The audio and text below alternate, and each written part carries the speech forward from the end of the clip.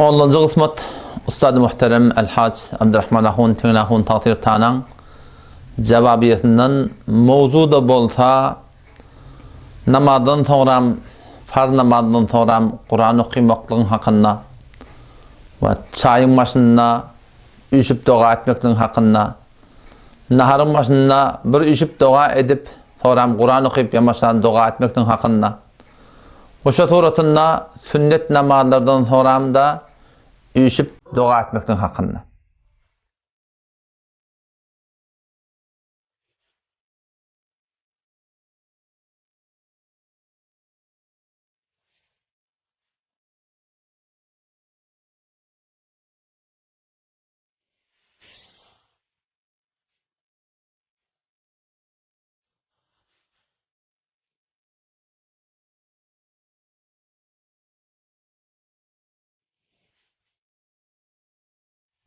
Nahmeduhu ve nusalli ala rasulihil kerim. Muhterem Müslüman oğlum. Ustad Muhterem El-Hac Abdurrahman Ahun Tüngün Tağtir Tananın hakkında verilen gurunlardan avvalki bölükleri eşten botanız. Aslı mevzu ki bu gurunu vermekliğe sebep bolli ustadın adını tutup sizin haberiniz vardır. Ve belki şayet her bir Müslümanlığın haber bolmani şu 10. kısmeti evveli mar eşitip duruşu olsun. Gurun şun ütüne ki şu Ustad-ı Muhterem yani Pencam Mehir'de şiil 1397 yıl 1897 yani bir aydan Irak gurunde şiyankı Karabulok'ta bir ahunçuluk oldu.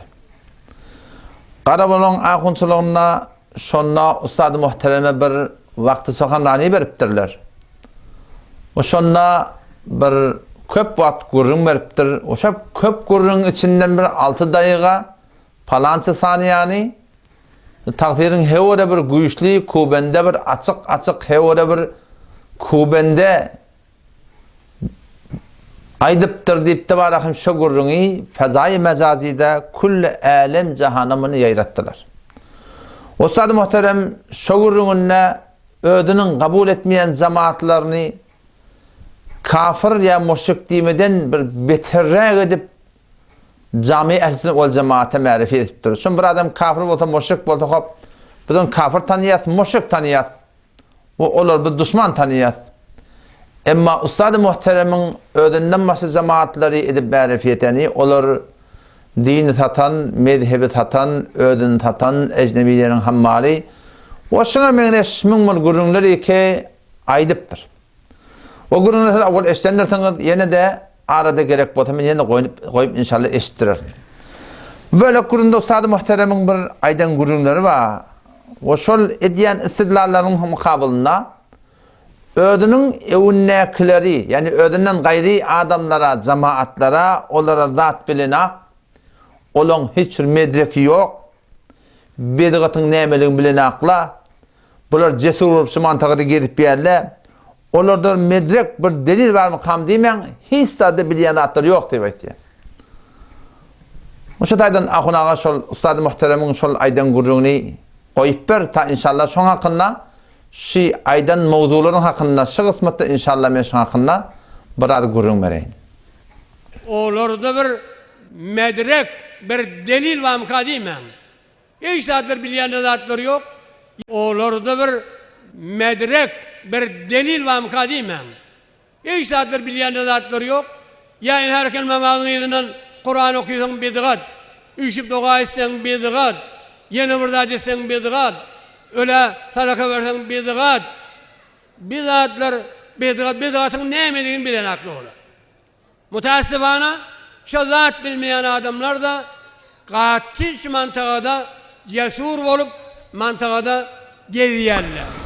Ustad-ı Muhterem'in aydan gurunlarını şu bölükte hop eşittiniz.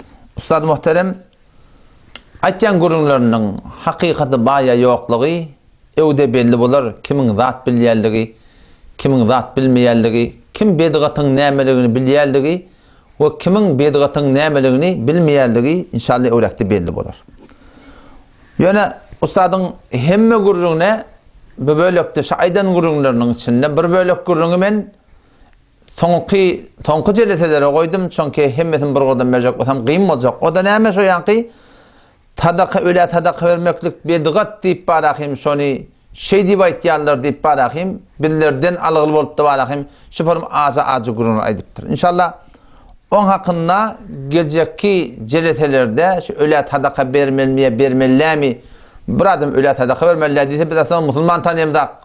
Ýöne tagdyryň aýtýan gurruny şu aýy 40 100 ýyly şular bermelän diýip maňa bir eşarede geçip gitdi. Allah ta tawfik berse indiki jeletelerde men maň hakynda gurrun beren o şonda belli bolar. Kim öle tadaka bermeli diýip aýtýar. Ve kimin haramı meňdeşzadi we belki haram zadi äminip de ipde ona doga edip de barahim çykyp gaýtýarlygy inşallah öz aýyny belli bolar. O inşallah üstüne biz barar soram. Emma bugünkü mawzuy ki Allah taala tawfik beripdi. Tagdyryň şeýle aýdan gurunlarynyň üstüne gurun etmekçi bolduk. Ol şi 5 wagt namazyň 4 wagt namazynda biziň türkmen sehramyzda imam dolanmaka bir doga etdi. Öwürlüp aýatyl kursyny okuyup bir doga etdi. Ondan sonra biri Kur'an okuýar, ýene bir doga etýärler. Ondan tesbih tanýarlar, ýene bir doga etýärler. Ona kadar yerde on idinden yine bir dua etýärler, yani üýşüp dua etýärler. Ya ordan dua edesi jemi nahardan sonra üýşüp bir el galdyryp dua etýärler, amin diýärler. Bir Kur'an okuýar, yamaşlardan yine üýşüp dua etýärler. Ya çaydan sonra üýşüp dua etýärler. Ýoşoňa men esbarahim tenýänki aýada baranda, gireňde qari okuýdy diýip barahim bir Kur'an okuýup bermeli, amin diýmeli. Ondan sonra yamaşlardan çık kaçacak botan takdir ezadam diýip palanjan ezadam diýip ölüňe ezadarıp yamaşsadan Kur'an okuyup barahym çıkyp gaýtmady. Şunaatlar iki şuň kudum bizim türkmen sehramynyň sıfırlarymyzyň mescitlerimizin ayetlerimizin bir cüz'ü la yenfek yani hetmi zatlar bolmaly. Haýsy bir adam jüret etsin, zatlar etmesin. Otam modde şoň hakynda näme gurrunlary şolardan başına çykarýarlar we getirýärler. Arada da yol mahalyana vardım.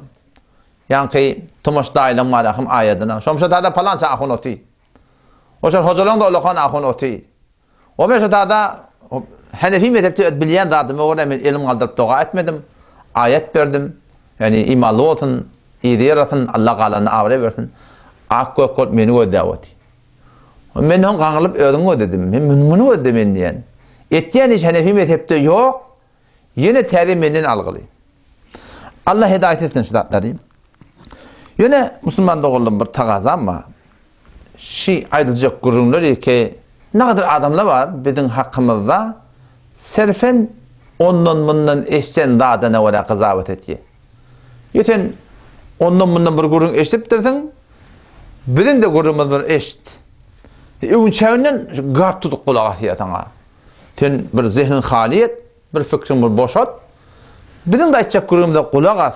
Ondan sonra qızabet et Müslüman doğun. Ondan bundan eşten gurun bilen qızabet etmeklik Peygamber Aleyhisselam näme diýär? Kafa bil mer'i kadiben ay yuhaddisa bi kulli ma sami'a. Bir adamyň ýalansy bolmaklygyna şu kafi her kimden eşten dadyny aýtdyn diýipdi.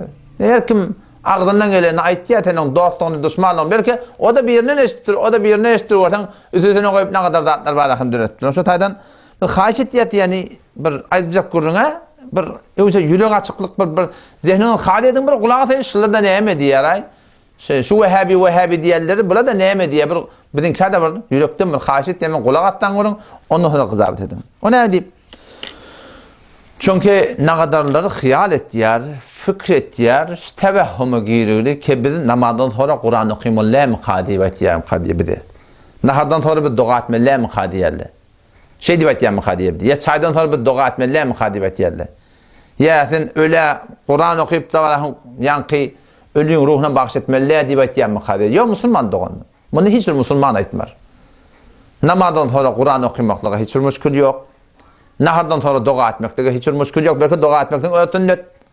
Çaydan sonra, sudan sonra doga etmekden öz sünnet. Öllere Kur'an okuyup ya başka hayır hasenat edip tadaka vermekden özi sünnette geligli. Bu da atlanma rahim hiç bir gaytına hiç bir musulman doğullam, hiç bir musulman inkar yok bana. Onun ihtilaf näme antununda. Namazdan sonra Kur'an okuymalı diýip aýtýar diýär. Näme diýdigi? Hem bir adam namaz Kur'an okuymuyorlar diyecek mi? Böyle şey deyip abam fedibiyet diyorlar. Müslümanların kuruluşunun ne asli ihtilafı ki arada var. Resulullah sallallahu aleyhi ve sellemin tertibine var. O tertipte Hanefi mezhebin ulemalarının aydan tertibine var etmeklikte. Yankıdatlarına hiç muhalefeti yok. Nahardan sonra doğa etmeliler diye bir doğa etiyet. Çaydan sonra bir de doğa etiyet. Tuğçemden sonra bir de doğa etiyet. Kur'an namazdan sonra bir de Kur'an okuyat. Sünnetten sonra bir de doğa etiyet. Ama muşkil nerede? Muşkil şey ki ne yaparım doğa etmedi? Ne mi tertipte doğa etmedi? Ne mi heyette doğa etmedi? O ne mi deyip bir sıratların sonra gurun etkilip beyaz? Çünkü elhamdülillah bir Hanefi mezhep Müslüman doğun. Ve bir Hanefi mezhepten gören dağıtmamız var. Ve bir Hanefi mezhepten gören dağıtmamıza var. Amel edecek bolyaz. O amel edecek bolanda o zaman bunlar var rahim yok gurunlarda öğretiyerler. Yok töhmetleri vuruyorlar. Barıp delil sorasana.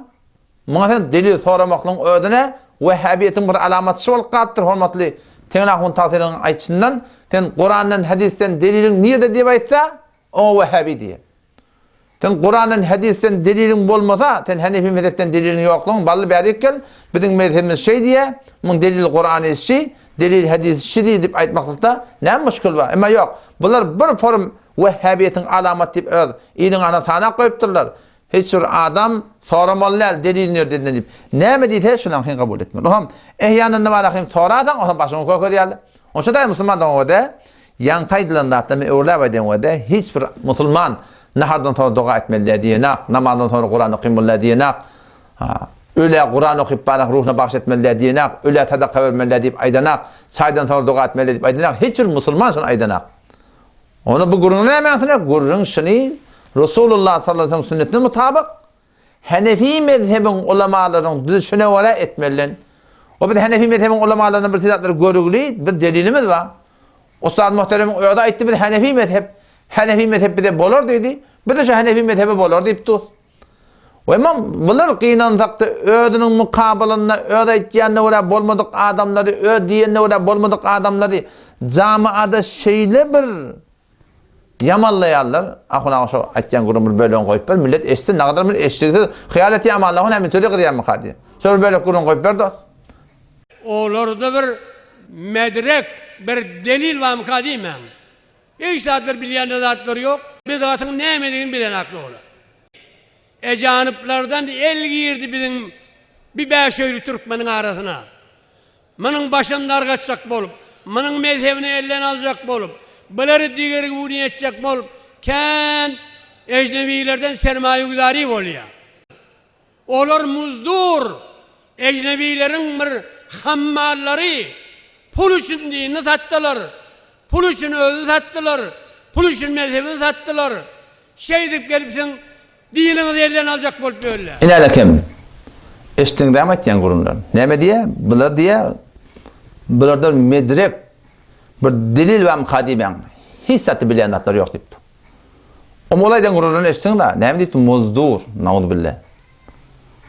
Ecnebilerin hammali, medhebin pulu satan, dinini pulu satan, ödün pulu satan, beşil Türkmeni, kullen dinini medhebden çıkaracak olup veren, o sen takdir, sen eğer bir de kafir müşrik deysen, sen bu aytyandan bir meratib bir de kavrak.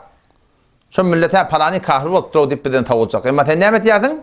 Yanlışı geçen penşemben ödünle de, Akkala'da, Tarihim 80 nagimeden sen ustad muhterem gurum yaptırın heleylere biduni perde, arada perde yok, zat yok. O sen bir adam de sen palanca adam olup söyleyip barıglı. Ve izâ se'eltumuhunne metâ'a fes'elûhunne min varâi hicab. Doğru Kur'an'ın aytýan adına ters tutýan jeleseleňiz. Dini analar bilen eger bir sorama bolsa, gurum bermeli bolsa, Allah Taala'nın 53-nji ayet Sure Ahzab'ın barda oky. Ve izâ se'eltumuhunne metâ'a Fes'aluhunne min varai hicab. Ey peygamberin yaralları, eğer peygamberin denanalarından bir daha sormalı bolsaňyz, haýsy bir işiňiz bolup denana bilen kepleşmeli bolsaňyz diýip aýtdygy. Fes'aluhunne min varai hicab. Perdeňizden soraň, araňyzda perde bolsun. Emma sen bar ýarsyň ustady muhterem. Sen we seniň şagirdleň hemmeti heleyle bilen arda perde yok. Halal haramy gaçystyryp Huda bilen peygamberden gurum berip o şu tadisen ne kadar Hanefi mezhebin tertine fetvalar berip heleyler bu kunten cemaate getirecek olup Hanefi mezhebin tertine başına gay. Sen heleylere fetva berertin. Ol kubur sıra gidecek odan gidivermeli. O tadak boltun fesatlardan senin haberin yok. Mezhep bilen senin işin yok. Ha. Hanefi mezhep bilen senin işin yok. Sen bu aytýanda atlan bu kullen marahim bir de doğurtu sade ortada galygy. Bir doğurt bilen kisin köýetigi. Men aytýan keplerini görýärsiň atan. Aslında marahim ödünde maşa adamy bu aytýan guruluna bilen kullen jama we açyklap edýän wede bilen mundan ne güýşürýär bilen aýdyn aytýan kepler bar. Tadaça ödarlarına kafirçiler diýerler.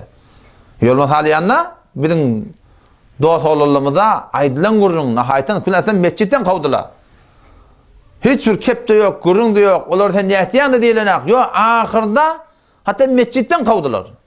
Şejere bir ýylyň arasynda barahymşylar bet tebligat edip barahym, şu toratynda barahym, milletin many kullen gumrahyna sebäp bolýar. Ýaşy penşenbe günü şurada beren gurrunna Ustad muhterem 60'lardan gelen beyler tamam şey Hanefi mezhepte bedgat diýip durýandy. Millete büýürüp şuna de waryň, şunu şey de waryň diýip heleylen evine bedune perde gurrun bermeklik. Şuun maňa akkaladan mahrilerden bir musulman doganym öten akşam bir böyle filmi berdi. Instagram'da Türkmenin namysynyň bolup berşini görüpdirler. Dar koynak bilen tas çaşygy bir ifteza. Elleşip duran haýsy, ýene bir aýat duran haýsy. Hafız meni görýärsiňmi? Şeň aňyrda nereden başlady? Türkmen milletin hayatyny şynýalak agullar bidune perde gurrun bermeklik bilen aradan aýyrdylar. Hele diýen jemaatda bir haya bolýar. Erk adam görene utans bolýar. Hewa erkekler edip kenar çekilmese bolýar. Şunu şak boşak oturup hücrede gurrun berdiler. Hücrelerine şey ders verdiler. Cenetelerine şiborun gurrun berdiler. Çidi benama haya bada arada. Muni erkek ve helen aýyrdylar. Hot barahim sizatları yol açıldı. Şın aňyrdy. Şo tadan başlar musulman dogan. Baş yerden başlanak mı? Bara öyle gurrun mu der? Tariqi sünnet dua etmektin hakkında bizim gurrumuz şey toprağın başında çayın başında farz namazdan sonra sünnet namazdan sonra ayete barlarında bir şey zaten hakkında görmeli ne yapalım dua etmeli. Dua etmeli diyen gurrun yok. Ne yapalım dua etmeli? Avvela şunu görmeli ki Hanefi mezhebin ulemaları şun hakkında ne mehbeta vertirler. Takdir seni ki bir de Hanefi mezhep bolor diýäň diými? Takdir şu aytýan gurrun koy bir hatta başga bir gurrun aytýam kadýam. Bir de Hanefi mezhep bolor, Maturidit itikat bolor diýip de şolary kawsaňyz bolmaýan ilatyňyzdan. Ine kim bolýar? Takdir şaýdan gurrun. Sen bir de Hanefi mezhep bolor diýändem takdir. Bir de Hanefi mezhep bolor diýär. Bir de Hanefi mezhebe qail. Emma men Hanefi mezhepden delilmay deýin. Wa awwal başdan ustady muhterem sen öýüňden, wekilinizden, ýolmasanýan şagirdlerinden, kulli dünýädäki şagirdlerinden men tagaza etýän takdir. Gelin oturuşmana aýtýan kebiň hak bolsa, alyp barýan Hanefi mezhep bolsa, getirin bir de düşündürün, biz tawba etmene teýýär. Wa men setterset aýdaýyn. Kesin şu alyp barýan ýoluňyz Hanefi mezhebe ters bolarlyk derekli. Wesi şun bilýärsiň tersligini ýöne faqat awal bir fetwa berip durdyňyz, şun ýygyny alyp bilmeýän marahim milletin suratynda Allah ketýärdiňiz. Awal başdan göreyli Hanefi mezhep fuqahaları ýan gaýdylan gurulun hakynda näme diýipdir? Ikincinden munna göreyli. Bulan nerden delil baka? Bulan delil nerden? Bula ödýanyň öli mujtehit bolýar bula. Bula mezhep bilen işi yok. Kur'an'dan delil getirýär, helelen cemaate gelmekdigine. Temmeger mujtehitmi? Hadisten delil getirýär, helelen cemaate gelmekdigine. Temmeger mujtehitmi? Hadisten delil getirýär, Hudadan gany ewliýalar çağırmaklygy. Temmeger mujtehitmi? Sene takdir oňa Wahhabi diýip şu Wahhabi diýen adamlary bir tanýat. Men şoň hakynda kitap ýazdym. Şolaryň mukabiline men munazara çağırdım. Şolar Kur'anyň hadisten istidlal şahsy edip öz keç agidelerini sabit etýärler. Ve sen halka oňa Wahhabi diýip, sen takdir dogry etdiren şu Wahhabileň işten. Sen mezhepde işin yok. Mezhepde birat diýipdir. Sen mezhepdäki gurulma sen işin yok. Ödýänden ödüň biziň fuqaha mujtehitlerimiň delil edip okuyup aýdanladyny, bu delil bu at aýrylykly, bu illet bu at aýrylykly, bu falan bolugly, ödüň ijtihad edip Hanefi mezhep fuqahalaryň aýdýan kebinden kullen kenara goýuldy. Bulan da delil näme? Munna göreli, bulan delil ýok musulman dogan. Mezhepden bilen aýtýan zatlaryna behiç ondan delil ýok. Bular özleri ijtihad etýärler. Baraýyn gurrunga. Hadisi kitaplara varamızda yankışı taamın hakkında, iyi bismillah hakkında bab bağlattır bizim fukahalımız Kitabul Et'ime deyip. Peygamber Huda Aleyhisselam'ın hakkından Kitabul Et'ime an Resulullah sallallahu aleyhi ve sellem. İman hakkında Peygamber iyeni, içeni, ne yaparım iyeni, ne mi iyeni, ne mi kavur yani, pitada ne mi doğadını, o tada ne mi doğadını, tedimi varını ne mi doğadıptır, tedimi ve iyeni ne mi doğadıptır, mimam olparını ne mi doğadıptır, su içinde ne mi doğadıptır, süt içinde ne mi doğadıptır, öğleyinde ne mi doğadıptır, doğadıptır, ne mi oluyor deyiptir, şimdi hemmetin düzüptür bizim ulamalı. İmam Tirmizi rahmetullahi aleyh, Sunan Tirmizi'de, takriben bir 42 tane bab bağlaptırsın hakkında ki Peygamber Huda Aleyhisselam ne yapar? Yemişlik ne yapar? İç yemişlik.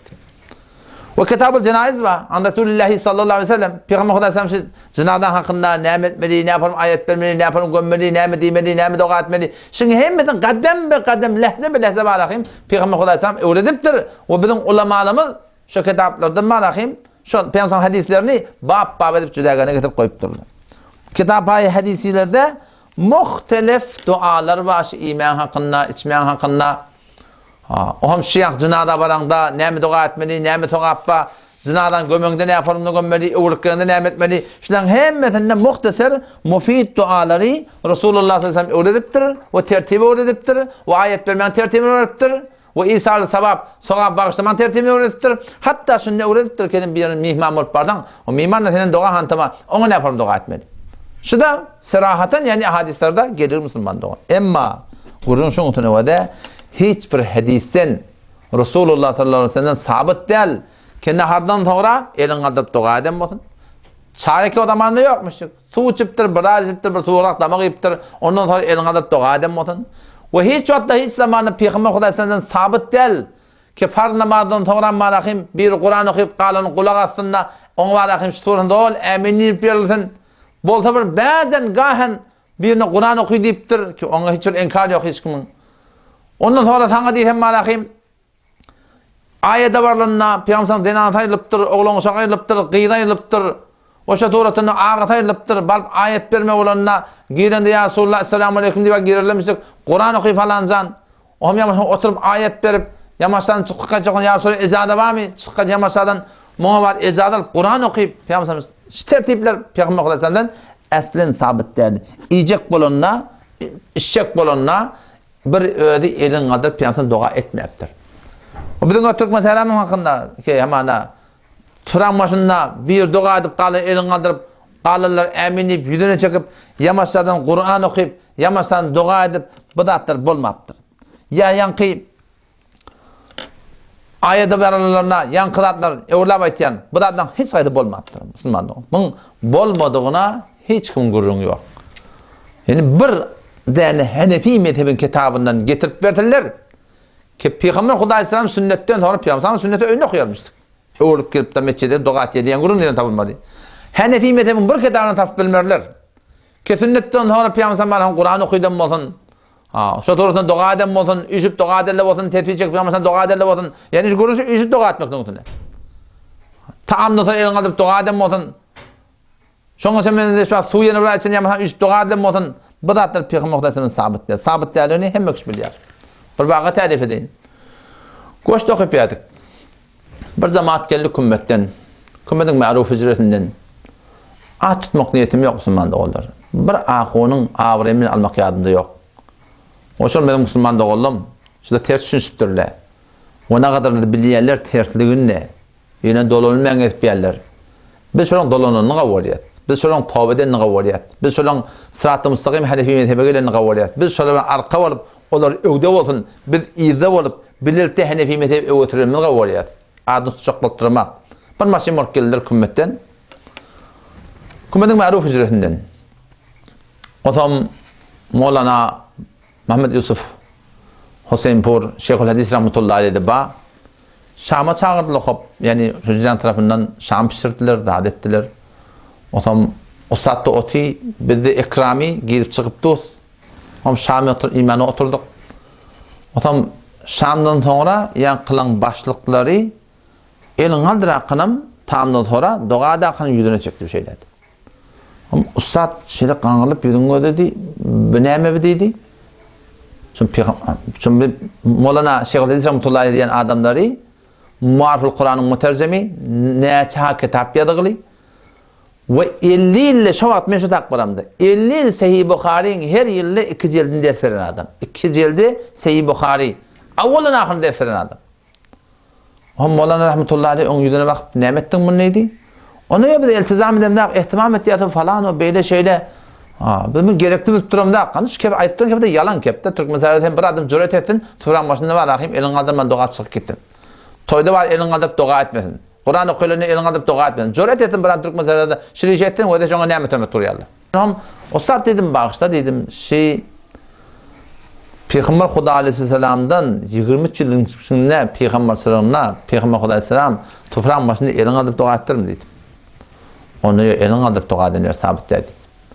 Sabit bolmasa şun edeni işine sünnet deme oliyatmı, bedgat deme oliyatmı dedim.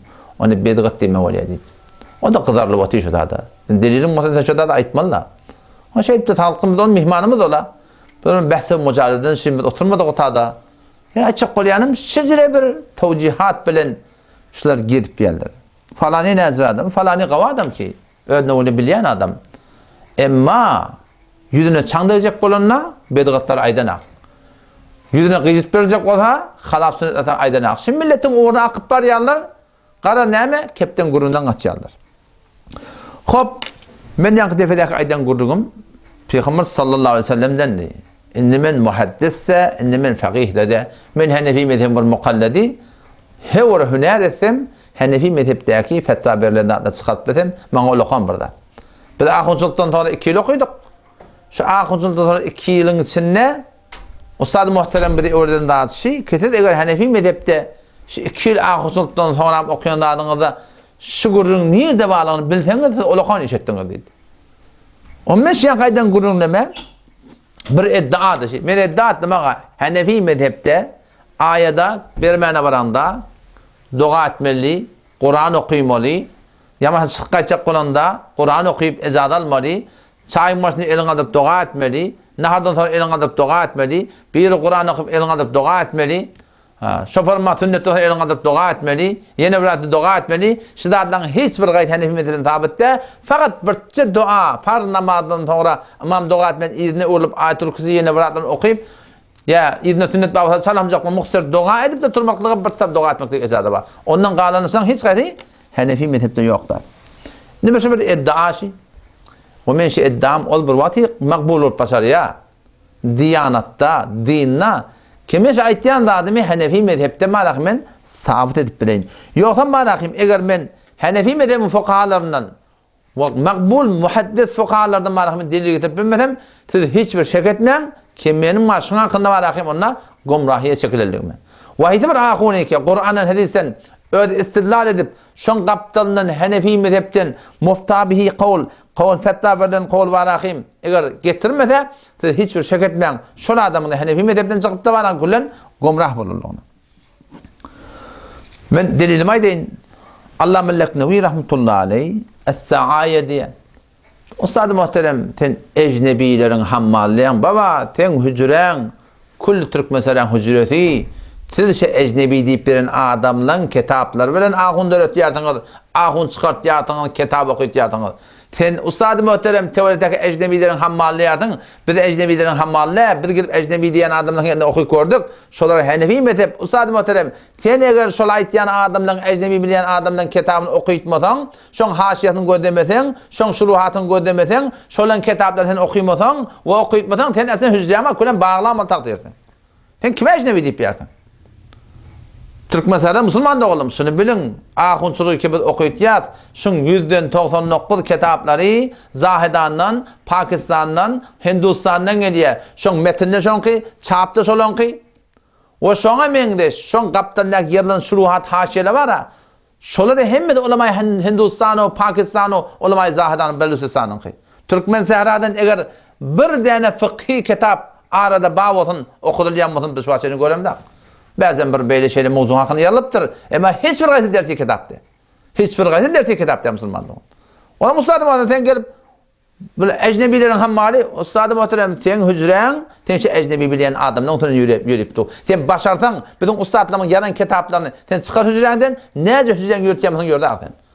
Şerh-i Vakayan haşeri bizim ustadlamının. Muhsır Vakayan haşeri bizim ustadlamının.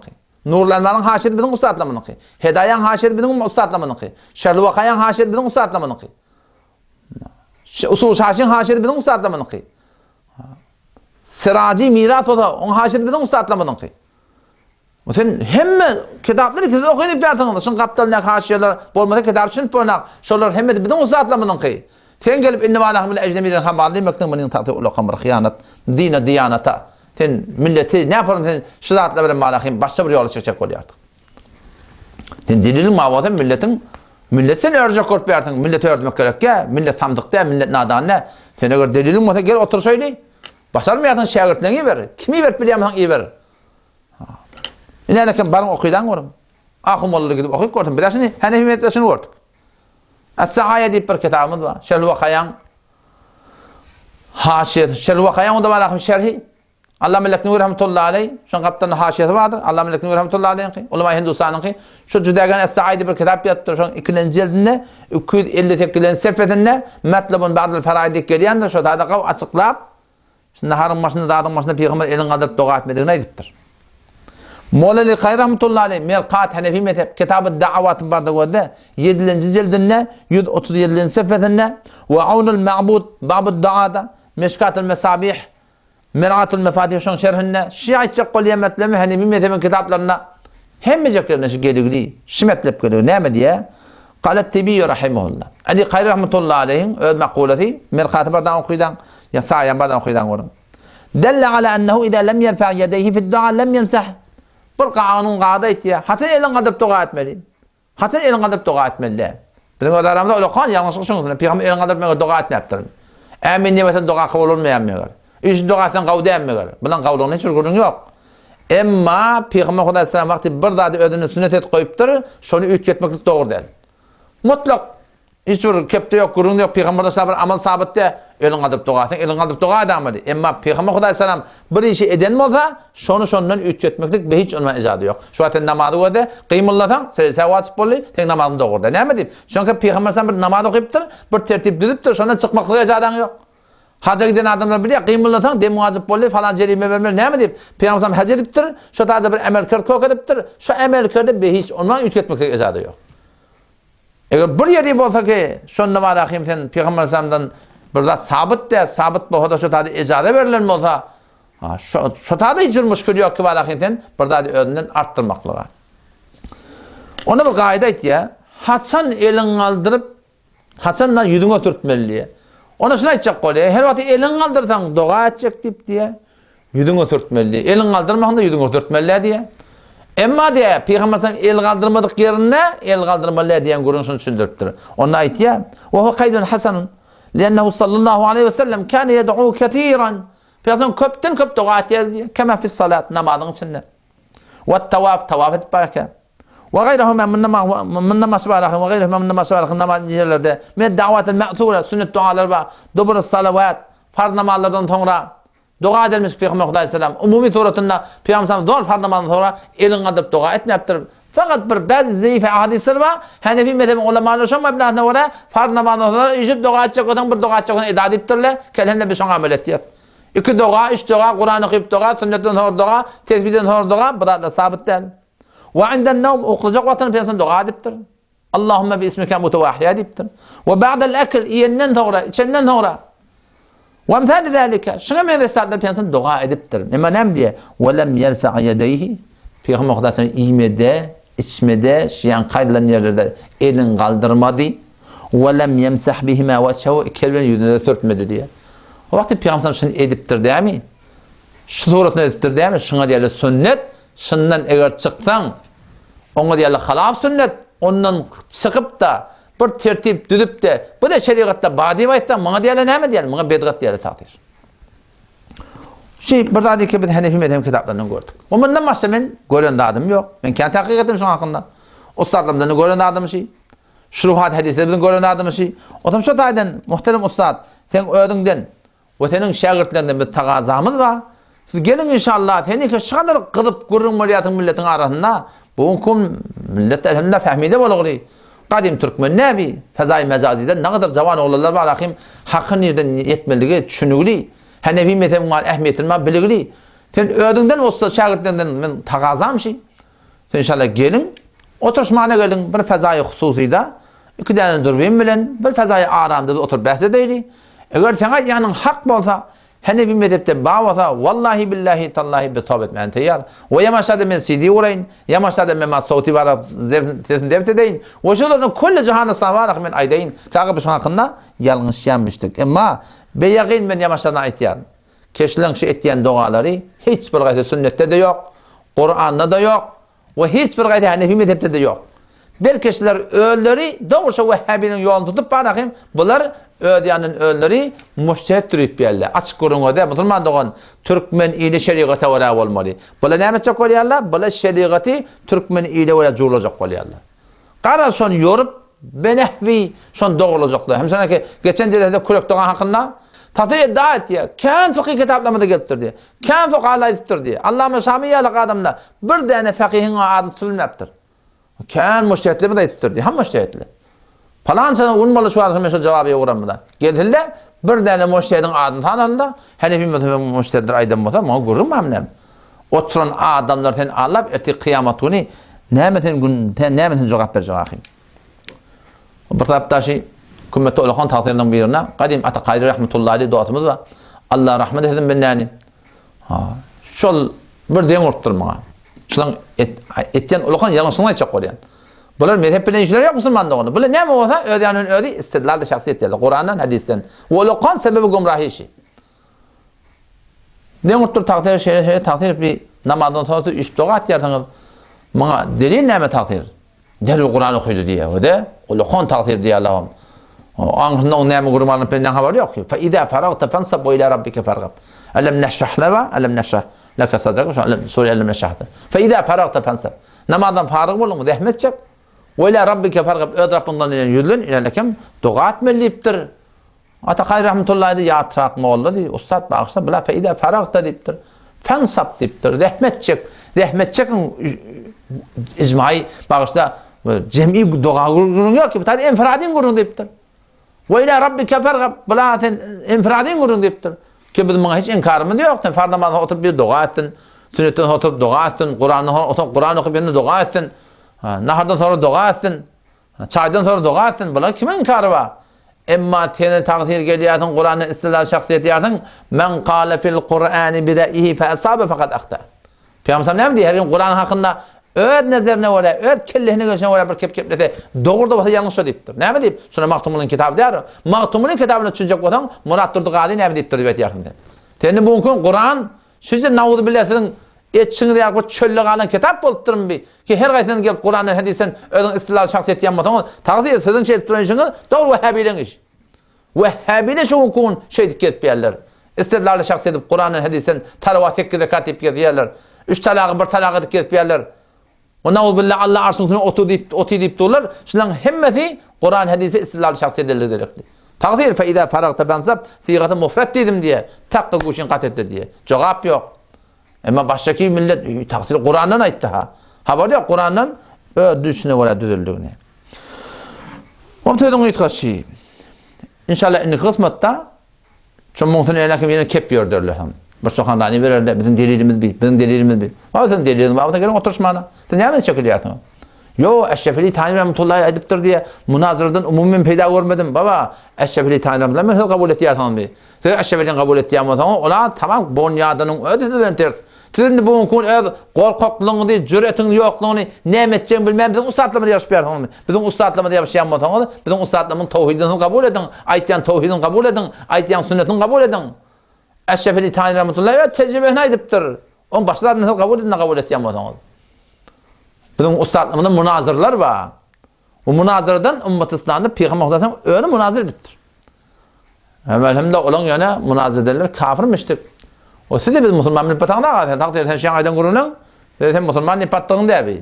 Siz de gelin Peygamber'in sünnetini direldin. O milleti gumrahiden çıkarın. O milleti hidayet edin. Eğer bağın sizin atiyan hidayet budur. İndeki cerhede inşallah Teala takdirin şiyanki namazdan sonra, farzdan sonra, sünnetten eten dualar var. Şonuň delilini men aýtyp bereýin. Hanefi mezhepden delil barmy? Aslen delil ýok. Bular niye ýapşýarlar onda? Şafii ýapşýarlar. Hadisi ýapşýarlar. Öýdäniň Qur'any ýapşýarlar. Hanefi mezhepden şonuň behiç olma deliller ýok. Aýny şaşy Mawlud-Hany da şeýtlede. Mawlud-Hany da Ustad Muhterem Abdulkadir Ahun merhum Şafii mezhep. Yarmadahun tatirinde piri Şeyh Osman Şafii mezhep. Şu Şafii mezhebinin üstünden şu Mawlud-Hanyny döretdiler, ýaýratdylar. Hanefi mezhepde ýokmy? Hanefi mezhepde peýgamberiň bolanyny bir çawun şoň bir jelese tutjak tutagaň diýipdirler. Galan gurumlar Hanefi mezhepde belkul ýok gurun musulmandygyň. Wa ne kadar ulaqanlar hatta kişiler ki hep Naqşbendi, İmam Rabbani diýerler, İmam Rabbani ýalyk adamlar kullam Mawlud-Hany diýip durşyny güne aýyrmaşyn diýipdir. Barıp okuýan mektubatynda 3-nji jeldinde 73-nji baraky mektubyny bardan okuýdan görüň. Şo tada barakym sirahatdan şunu aýdypdyr. Umulan mutasifana ulaqan ýalňyşyň bolşylardan öňüne. İnşallah indiki jeldede şundan aýtýan şöbhelerini Şafii mezhepden, hadisten ondan bundan emas. Yani hadisten de düşünçler şuna hakkında yanlış. Hadisten de doğru düşünün aklı. Hadis burada diýipdir.